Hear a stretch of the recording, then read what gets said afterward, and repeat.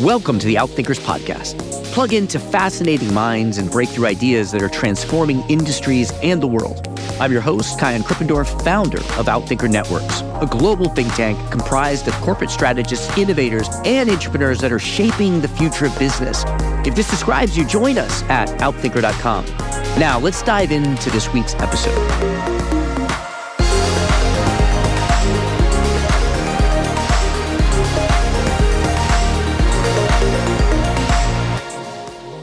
We are all wrapped up into a data society. Companies, customers, stakeholders, government, the public, and so on and so forth. So we need to be very mindful when we talk about data, respect the complexity of data as a cognitive, knowledge, cultural, and communicative artifact that produce value for businesses, but also for society. That was Cristina Alaimo, Assistant Professor of Digital Economy and Society at Guido, Carli University in Rome, Italy, and soon to be Associate Professor at ESSEC Business School in France. Her research focuses on innovation catalyzed by data-based services and the consequences it has on organizations and society. Christina also studies the broader ecosystem of data exchanges in which digital platforms are embedded and how these new platform ecosystems emerge and evolve. Her recently released book, Data Rules: Reinventing the Market Economy, dives deep into the unprecedented social and economic restructuring brought about by data. In this episode, we discuss the fascinating history and role of data in our society, well before even the tech boom with its origins in writing itself. How many of the social constructions that we know of, even our own digital identities, are shaped and created by data? The four functions of data, and how business ecosystems are transcending the traditional role of it to create new business models and value chains. What business leaders need to know to seize the new opportunities the evolution of data is creating, even breaking out of the traditional concepts of industries of business as we know it today. Ladies and gentlemen, Cristina Alaimo. Well, lovely Christina, thank you so much for being here with us. It is a pleasure after reading your book and listening to other podcasts to finally get to ask you some questions directly.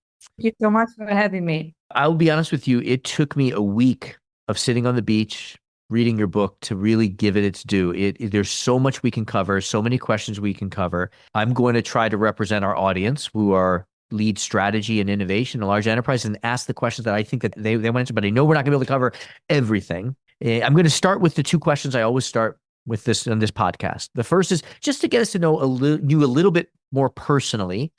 Could you complete this sentence for me? If you really know me, you know that. Well, that I've been working on data for over a decade now. So 10 years of data work here represented in this podcast. And I've been working in 3 countries now. I'll be starting actually in September with the third, but like UK, Italy, France, and I'm a very avid traveler, and I love traveling, and a very avid reader as well. So I think that's pretty representative of me. Awesome. And you're originally from Italy. I'm originally from Italy, yes. Awesome. Your English is better than mine, however, so impressive. Second question, what's your definition of strategy? Yes. So here you touched me on something that I really, really like, because I do think the strategy provides future orientation. So it's a kind of a plan for action. But I also think that future orientation is not provided only as a plan that you walk through, or you respect, or you set out and then you actually achieve, but also emerges. Traditionally, environment for strategies or leaders, strategy leader has been market, of course, competitors, collaborators, so other companies. But today, this environment is made of data.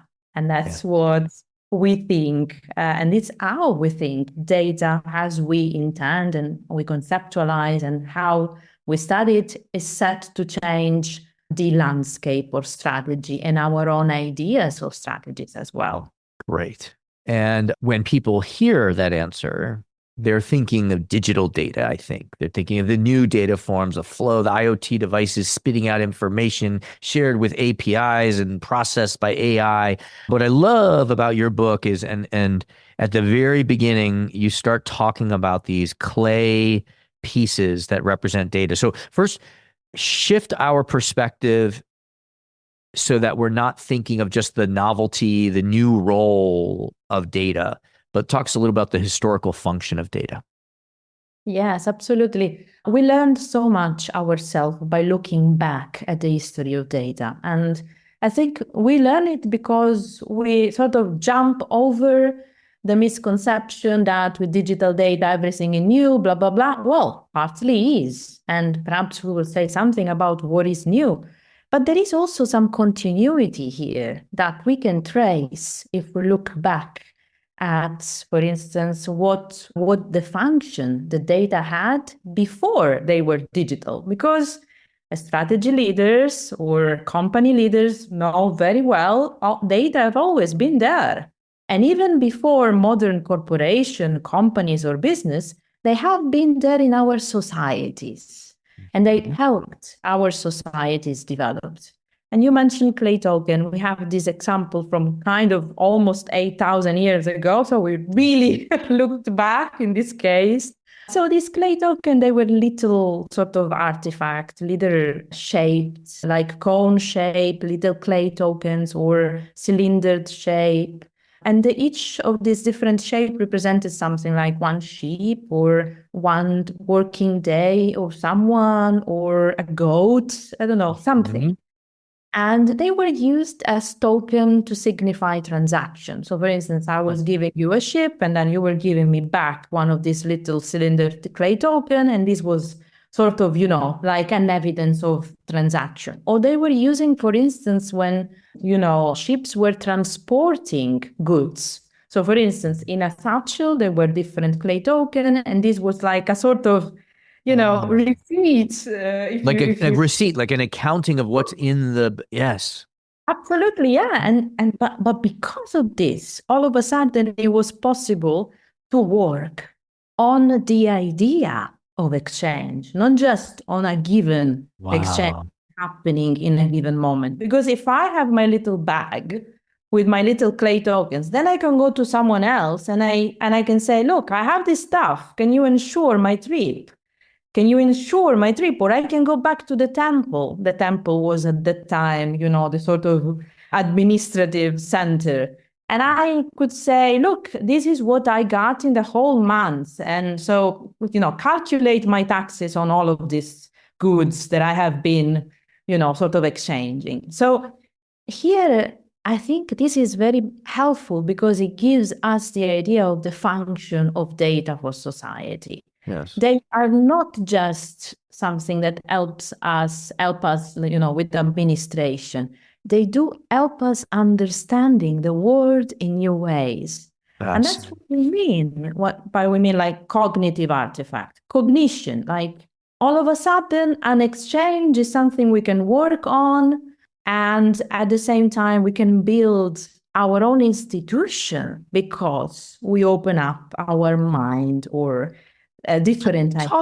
Talk to me more about that, because before I started looking at your work, I kind of thought of it as there are these institutions and they couldn't run themselves well, but then as they learned how to create, manage, and analyze data, it became easier to manage. But what I'm getting from you, the causality is not unidirectional. What's the linkage between the emergence and advancement of data and institutions? That's a very good point, because we tend to think that data are tools that we can use to reach some goals. And this is very much linked to what we were discussing before, linked to strategy, the definition of strategy.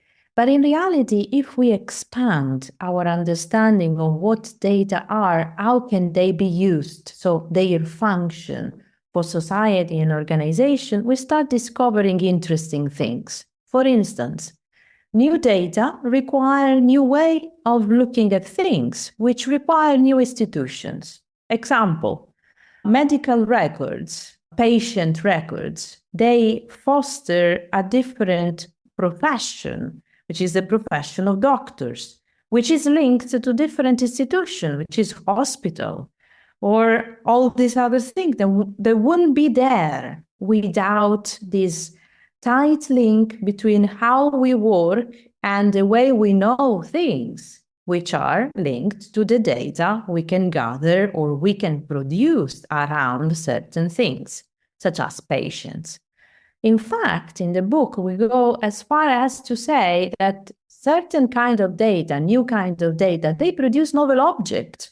And by object, we mean these ideas of the world that get crystallized into something Like new. exchange being an object. Like, absolutely. Or patients, as I just mentioned.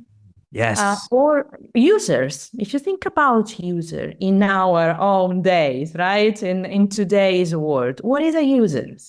A user is a collection of data. It's not me. I'm Cristina, but I'm very different from what I look when I browse the internet, Yeah. My user profile is the representation not of me as a person, but of my data behavior. So all the data collected around my behavior online that become a user profile named Cristina. But in reality, it's a total new way of looking at Cristina. Let me try to restate what you're saying in my words, and you tell me where I'm off. What we're saying is that many of the social constructions by which we understand our modern world or our ancient world were enabled by the creation of data. And it allows us to now operate at this higher, at a conceptual level. Is that? That you did it beautifully. Yeah, absolutely. Yes. Love it. That's amazing. Amazing. Now, this is before writing. And what I understand is writing is introduced in society, not to write about gods and write about religions, but it's actually to keep track of trade. But what's interesting, what I learned from you with writing is that it's less malleable. It's like if I say, I'm going to sell you 5 sheep instead of 6 sheep, I have to rewrite the tablet. So just talk us about where writing came from. Yep. Yeah. If you don't mind, just. Yeah, absolutely. So there are a few very eminent scholars that have done this huge job, and we refer to them. And there is this kind of widely accepted notion that writing does not come, as you said, because, or poetry or whatever, but really comes because of administrative needs. So because I need to write down stuff. Like accounting. Record accounting, yeah. I need to record stuff, then that is where we can trace back the notion of writing. Now, that's what we know so far, and I'm cautious on this because, archaeology and a little bit this kind of knowledge of very past history is rewritten as we speak with new technologies. So I wouldn't be surprised to see the thing may change in the future. But what is fascinating, I think, is what you said. Writing is, and it has been sort of studied as a technology of memory. As a technology of memory because it records, right? And by recording, you make things objectifying, like it objectifies things. It's very similar to what we are talking about right now in terms of function of data records, right? So once they are there, they are there. So there is like you work with them, not with the original thing any longer. And writing is a little bit similar. So it sort of crystallizes, objectifies something so much so that when we read something that has been written, we are not aware of the context where it has been written, but we are aware of the writing. So we know stuff as they have been written down. We don't know if in reality they were as they have been written or not. And this is something that, it's really similar to what data do. So we talk and we draw parallels with writing because they have this in common. They are technologies, and we think of technology just as digital technology, but no. Data have, sort of a long history, and some of this history come not only from machines or, from Turing, from computation. much of the history of data comes from the technology of writing, record. And that's what we forcefully state in the book. Let's look at all, the ancestors of digital data, not just one side. Because we learn from that a lot. I love it. So yeah, we're kind of tracing this history of data from clay pieces to writing. We are going to get to digital and algorithms. That's where, but in order to help people, I think, follow along why this is important, just talk to us about the functions of data. I mean, for us, the immediate thought is, it helps us communicate things, but you say that it does more than that. What are the functions of data? Yeah. We said one already, which is this cognitive function. So data help us understand stuff in new ways. So even create new stuff that help us understand the world in new way.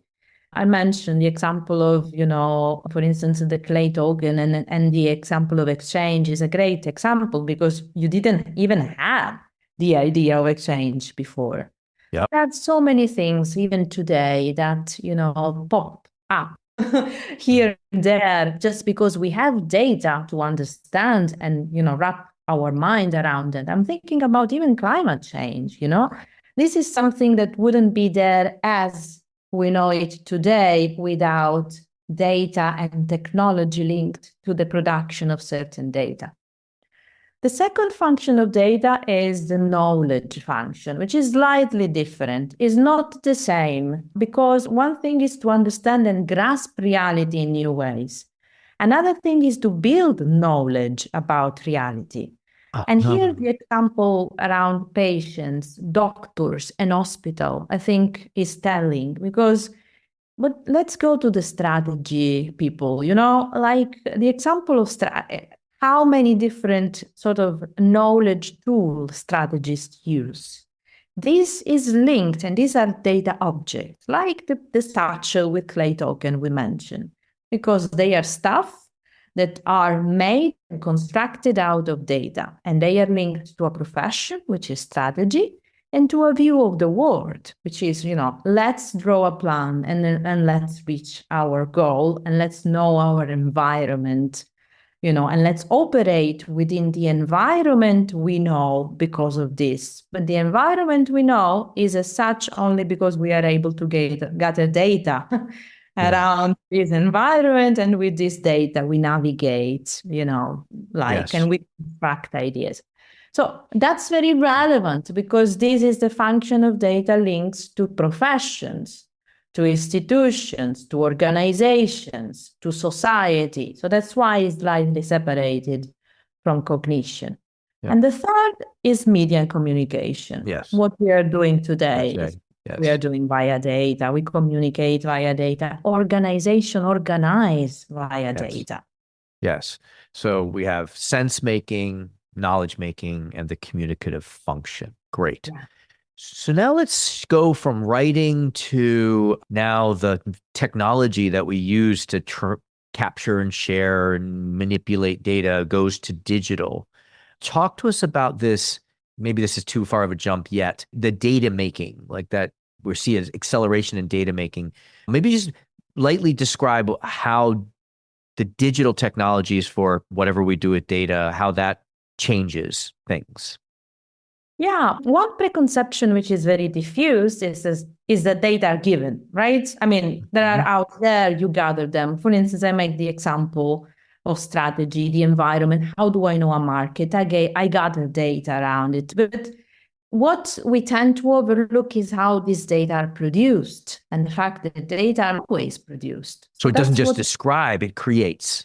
Absolutely, absolutely. So we spend a little bit of time describing and studying, analyzing really what leads to data rather than what happens when you have data only. So where do data come from? So, and who makes decisions around certain data rather than others? So who decides which data from something that we think about as a market needs to be gathered and which data are representative of a market? Just to make an example. We have so many other examples we can draw upon. But this data making process, so how data are produced, is very relevant because usually is what hides all of this decision making that goes into the production of data, which is there. You cannot avoid that because every act of selecting something from reality, an event, a machine, a person, a behavior is an act of selection. A selecting means that you take something and you leave something out. Like history is written by the conqueror. Absolutely. As an example. Or, a customer, it's behind a customer, there is a person, but you will never be recording everything about that person or everything about that customer. So you need to decide what you will record about that customer. Right. What do you need? Like her height or zip code, or what do you need? Her, gender. I mean, these are decisions. Yes. And I want to link that to something that I wrote about or studied a little bit. So there was a time when companies were growing, but they ran out of cash and they couldn't figure out why. And then there was this concept or this social artifact that, as you might call it, that was introduced, which is called inventory turns. So you'd measure the amount of inventory you had and the amount of inventory you sold, and you divided one by the other, and it told you how quickly you were turning your inventory. Costco's a company here which does an amazing job because it doesn't pay for its inventory until after it sells it. So it's got a negative inventory turn. But this data concept changed how companies were designed and built and solved this problem. How would you explain that dynamic? I like this example very much because I think it's a perfect example of this cognitive function of data. Yeah. So you need to solve a problem, which means you need to understand the world in a slightly different way because you need to change your position about it. Yes. Inventory needs to be sort of treated differently if we want to optimize cash flow. So how do you do that? You start gathering data or you produce data and you try to match this data with other data to create something new, a measure in that case, that gives you an idea of what you have to do next, right? Yes. So, or how you behave, vis-a-vis certain things. And there are plenty of examples of this very interesting knowledge object, if you want, because all of a sudden inventory comes to be something different or to be managed differently because of what we know now about inventory or how we can optimize it, monthly or yearly or whatever. Yes. And so now we have more data. There's this idea, one of the guests in this on this podcast, Mohan Subramanian, he introduced this idea of the digital customer. So it used to be that your customer come into your store and buy one thing. You had one piece of data on them, which was what they bought and how much they paid, right? But now, if they're all going online, they are clicking and you're getting lots. So their customers come data. And then I'm also thinking about IoT devices. My smartwatch is measuring how much I walk. And so we have this explosion, it seems, in data making.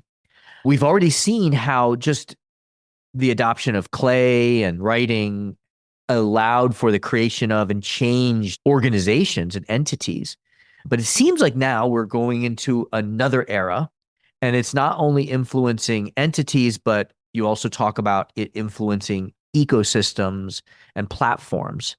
Could you just unpack that for us a little? What's changing and what are the likely implications or the possibilities that are opened up by this changing towards digital? Absolutely. I think that there are many things that we can say here, but I will limit myself to a couple of them. The first is the fact that we now have heterogeneous data forming, this idea of customer, for instance, that you mentioned, to stay on the same example. But heterogeneous data, which means like when we mix and match data that comes from different domains of life, it's fantastic because we discover new things. We open up, new environment, which means not only markets, but it means new ideas of the world. As we mentioned, we can invent new services, new goods, because all of a sudden, we can mix and match different data together. A little bit like combinatorial innovation here, just to, be simple. Can you explain that word, combinatorial innovation? Yeah, we combine different stuff together and we come out with a new thing. So then we have a new idea just because we reshuffle and mix and match stuff. In this case, the very interesting thing is that we mix stuff, data, that weren't meant to be together in the first place. So, right? So, and that's totally new. That's something that happens today. It wasn't happening before because before we had siloed. We had industries. So a car was made by certain knowledge, which means gathering data about the market of cars, and supply chains of car production process, and something that was strictly connected, but not much, above it. Today, a car is made by all of this and by mixing and matching data on, digital consumption or an infotainment, what gets in the cars in terms of software, sensor, artificial intelligence, then mix and match, data and how they respond and how certain system responds to this stimulus. So as you see, doesn't exist in a way a car industry as we knew it just before, because it needs to consider so many other things and so many different data. And so data are heterogeneous. They aren't linked to knowledge, a certain profession, certain industry, certain way of doing things any longer. Wow. And that's connected to, but do the institutions, the classic firm, the business organization we have, are they enough to deal with this complexity? Here's what I'm hearing. I'm hearing because data was siloed and companies are defined by their data, they define themselves by their silo, which is to say by their industry or their sector. And now as data crosses silos, the concept of a company existing in an industry may not be relevant anymore, or it may shift. Yeah, absolutely. More or less that's what we say in the book. Yeah. You talk about TripAdvisor, for example, in the book. Can you describe that for us, just to help our listeners? Yeah, let me say, not to scare people that work in classic firm, that this will not be, like a deal or not deal stuff, right? Because it may seem like, from tomorrow or everything will be different. No, we know very well that life is much more complex than that. But we point out to a gradual shift that can be seen a little bit more in certain environment, in certain domain, and a little less in other. So for instance, TripAdvisor is one extreme example, in the sense that is one of the examples in which this is exhibited a little bit more. What is it exhibited here? What kind of company, if you think a little bit, TripAdvisor is? Where does it operate? In which industry?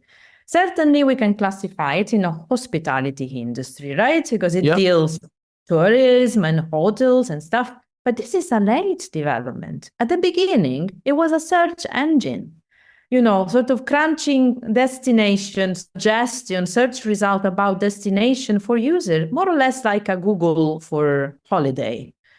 Then, with the advent of social media technology, it became a social media. I mean, someone that is as old as me may remember that we were using app, on Facebook about cities I have visited, which was like a sort of plug-in from TripAdvisor that you could use on Facebook and stuff like that. So what I want to say is that it was a social media. So users were producing content about the trips, the travel they had. They were posting it online. They were giving data because of this. They were producing data.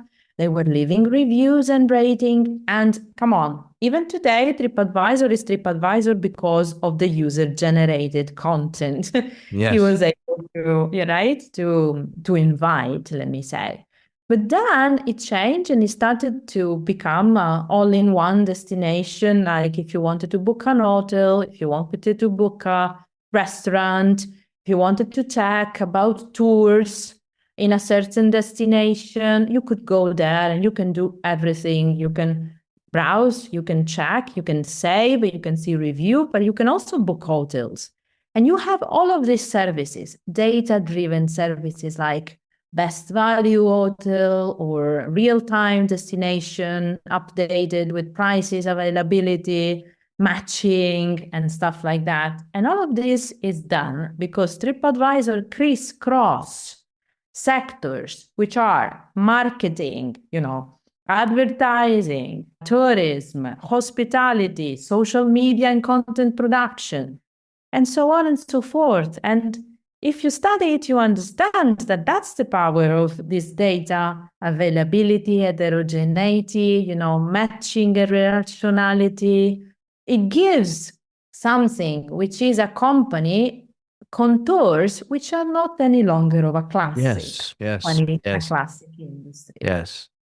Yeah, and it seems in reading it, there's also this other conceptual shift of the industry itself. Well, let's say we sort of blur the lines between industries, but also the value chain of mining and then adding value and then packaging and then making the products. That kind of a linear value chain is also changing because of the fluidity of data. What do you think the new concept is for industry if it's not a linear value chain? Yeah, when an industry is defined because of data, like there are data at the center and not like a classic product, let me say a car, right? Let's go back to the car. Yeah. But what the industry offers or how the industry creates value is very much data driven. And by the way, many hard industry are shifting toward data-driven services as well. So we see also this happening in traditional industry. There we can see that the classic idea of supply chain with the linear model is not any longer valid. It's not the only way in which different organizations come together to produce value, which is reinforcing for each of the actors involved, right? Which is the idea behind it. So, and that's why we started talking about ecosystems. So people in back on that ecosystem today, digital ecosystem, innovation ecosystem. There are various schools here and ways of looking at ecosystem. We look at digital ecosystem, but we really see that ecosystem take, let's say, really they kind of substitute both supply chain and markets, if you want. Yes. Creating a hybrid, and they do so because they have this power of managing in a way which is much more agile, this data-driven product or services. Yes. Putting together, different actors, creating data complementarities. So instead of classic product or services complementarities, data complementarity, right? Got it. And these observed rules, if you want, which are not the classic product to market rules. I mentioned the car or any other, classic example, but they are more tuned into the data rules. Got it. So then I've got so many more questions, probably time for like two more questions. Kind of where I want to go is, it seems to me that in this new concept of industry, where people initially really was to an old concept of owning the diamond mine. So it became data is the new oil. It became about controlling the data, or at least controlling the access to data. But I also am starting to hear things like, oh no, data is the new water. And there's a sort of debate. So my question is whether you have an opinion about whether it's going to be oil or water, but kind of beyond that, where do you sense competitive advantages come from? Because these for-profit institutions exist to create value and then capture value. What are the strong points, or what should companies be focused on if it's not going to be the traditional sources of owning customers or owning inputs and having economies of scale? Yeah. So a little bit of this can be through, the kind of classic platform strategy and ecosystem strategies idea. But what we do in the book and what we really sort of try to drive relentlessly is that data certainly not oil or no resources that can be harvested. But, we have gotten the vocabulary wrong, I think. Here is This is an example of stuff that where the vocabulary sort of constrain the thinking. I mean, data are not like oil that is found out there or water that is found out there. Data are produced. Right. If we overlook this, I'm not saying they are not resources, they are resources, but they are not that kind of resources. Yes. If we get our mind wrapped up into this simplified idea that data can be harvested, collected, think about all the vocabulary we usually use. Yes, right. Like we skip this passage, which is the real value production, Yes. the real competitive advantage for company. How would you produce data that are new and they open up, remember, like the cognitive function of data, new ways of looking at things? Wow. That's a competitive advantage. That's great. Come on. And this is not something that you go out and you harvest. And if someone or some company has done it, you sort of block it because other companies will not be able to access that data because that company has had access before. Now, I don't think that we can move forward as a society with that. We need to understand data in a slightly more complex fashion because data are complex artifacts. Let's not discount that. Wow. Let's not start, oil, water, potatoes thing. Yeah. Let's go, Yeah. Let's make our life a little bit more exciting. That's fascinating. That's fascinating. Yeah. And there may not be a physical analogy that offers a good metaphor for data. We just constrain our thinking by doing that in saying, he got that first, let's stop it. Or no, he has produced that. And if you acknowledge that, when you regulate, for instance, things are much more complex. But yes, they should be much more complex because we are all wrapped up into a data society. Companies, customers, stakeholders, government, public, the public and so on and so forth. So we need to be very mindful when we talk about data, respect the complexity of data as a cognitive, knowledge, cultural, and communicative artifact that produce value for businesses, but also for society. Yes. Wow. Okay. The more I read of your work and the more it opens up more questions. We don't have time for more questions.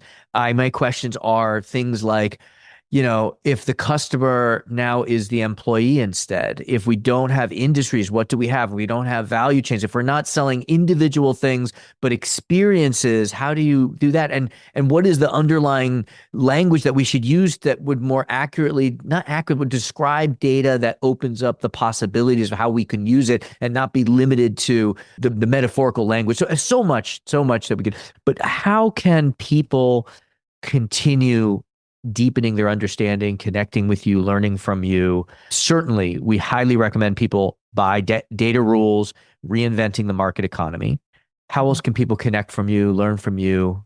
We really wish to open a conversation which go even beyond us in the sense that, for instance, with you, it's been an extraordinary conversation, and I really hope that this kind of different way of looking at data we try to implant that seed, okay, let's talk about data differently, and let's all talk about data in the sense that companies, and people, customers, as a society, let's talk about that. Let's reason around what kind of society do we want? What kind of, for instance, how do we best define markets today when markets operate differently, and what are the implications for strategy?